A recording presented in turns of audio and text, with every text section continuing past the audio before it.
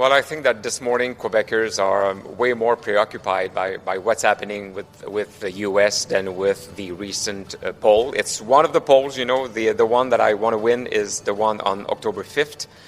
And this is why I'm surrounded by key people from my economic team, because we want to propose something different to Quebecers. They've been listening to Mrs. Fréchette for the past few weeks, proposing, certain plans, but we have a better plan, and that's what this campaign will be all about. Okay, so that's Charles Milliard, the provincial Liberal leader, who's going to be joining me, by the way. He will be in studio just after the 5:30 news, and James Mennie is on the line. And Jim, I guess the one thing I would like to do is nail down an answer to that, not just we have a better economic plan. Please tell me what's in your plan. No, Aaron, you obviously missed the point of that quote. Didn't you know what he's saying? And this is news to me and probably all of our listeners. The only poll that counts is the one on Election Day. Yeah, right. Did you get? You didn't get that nuance there, buddy? Yeah. Listen, I'm looking at the numbers from this Leger poll, and it was only last week. I remember I was like a kid on Christmas Eve. When's the poll coming up? I'm looking at this, and the first thing that's making my blood run cold is not the Liberal numbers or how they're performing. It's the fact that I'm getting a really unsettling case of déjà vu. That when we used to have a situation in Quebec where you would have the vastly unpopular and proven incompetent CAQ government, but it would still be ahead because why? Because support that or opposition to them was evenly divided between the three remaining opposition parties. In other words, nobody could get enough critical mass going to actually challenge them at the polls. And indeed, the only reason the CAQ is dropping now is because essentially people just figured out it wasn't thanks to the opposition. It was thanks to the CAQ itself perpetually shooting itself in the foot with other people's tax money. And I'm sorry for that mixed metaphor, but that's the fact. People just said, wait a second, these guys don't know what they're doing. Interesting to see, however, that despite the fact that there was a hue and cry made about, well, we're not going to hold a referendum while Donald Trump is still in power, support for the PQ has remained stable. It has not budged 30%. And a lot more churn with the three so-called Federalist parties, Quebec Liberals, Coalition de Quebec, and the Quebec Conservative Party. Clearly, Madame Fréchette has benefited from those ops, even though the latest one with the shipyards, that was not during this poll sampling session. However, with Hydro, that was part of it.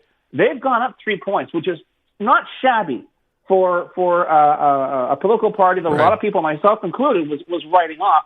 The Liberals have dropped just by 1 point, and I guess maybe over in whatever in the old echoing ivory tower, which is campaign headquarters for the Liberals, everything is fine. There's nothing to worry about. But man, oh man, I said this, and like I say, I am not cheerleading for this guy.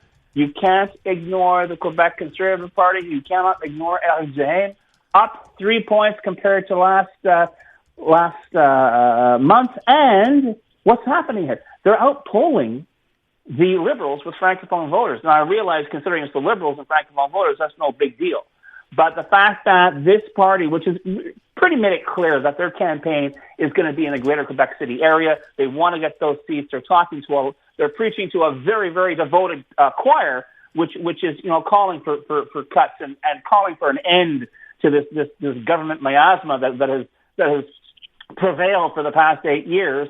He's in there, and I think he may have alluded to it, but in the end, if this guy ends up holding the balance of power, it would not at all be surprising because, as I say, the Liberals are not covering themselves in glory with this campaign.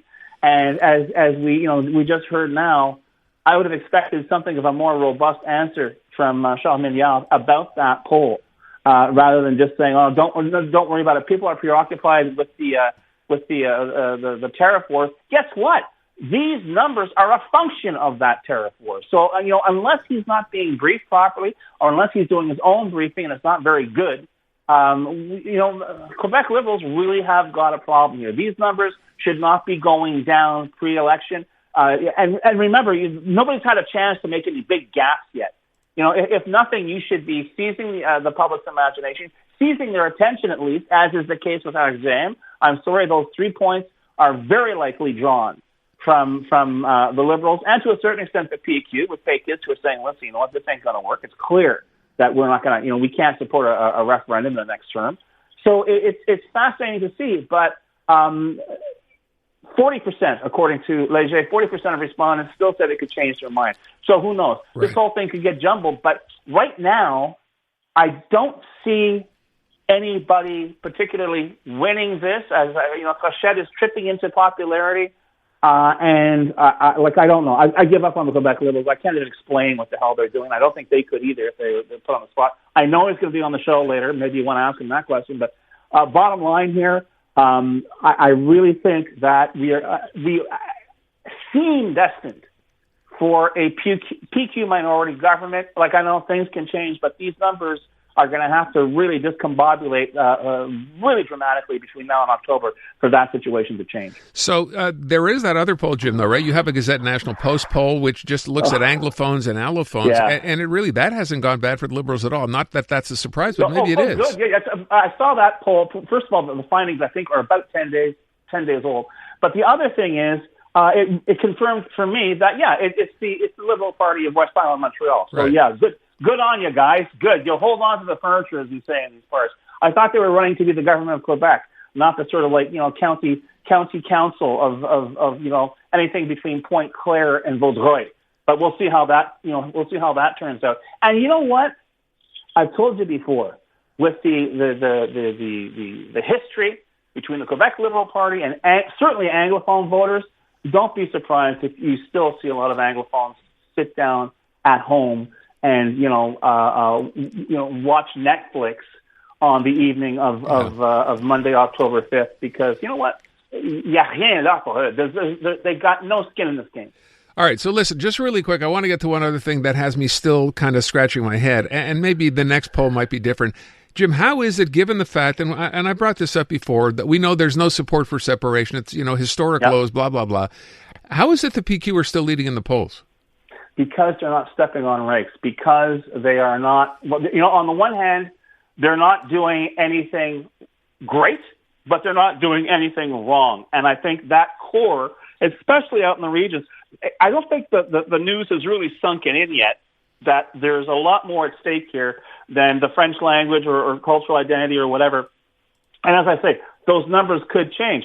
But there is a lot, I think a lot of Francophone Quebecers still think that the PQ is going to be their best protection with or without a referendum for what they hold dear. I think that's a misconception. I think that the facts show otherwise.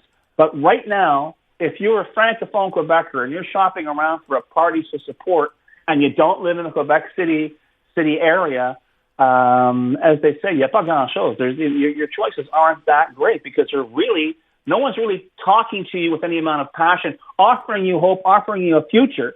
And even if you look at the more idealistic parties like Quebec Solidaire, it's on its way to being wiped off the map. That's for sure. I mean, I know I had to be corrected on the CAC, but Quebec Solidaire, it's like it's game over.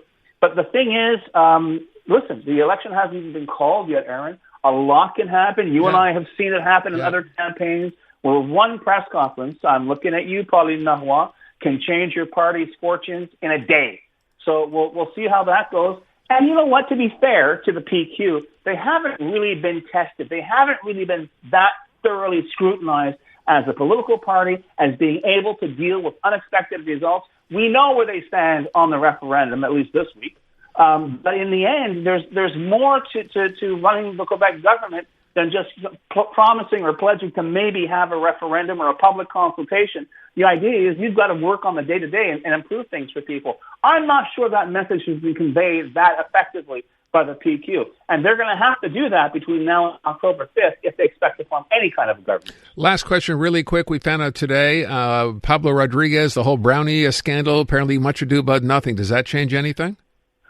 Probably not, because the problem is it's the same thing with the infamous UPAC operation, and I'll say it that way, against Jean Charest, that he ended up getting a settlement from the Quebec government for with all these so-called leaks that were appearing coincidentally in the Journal de Montréal.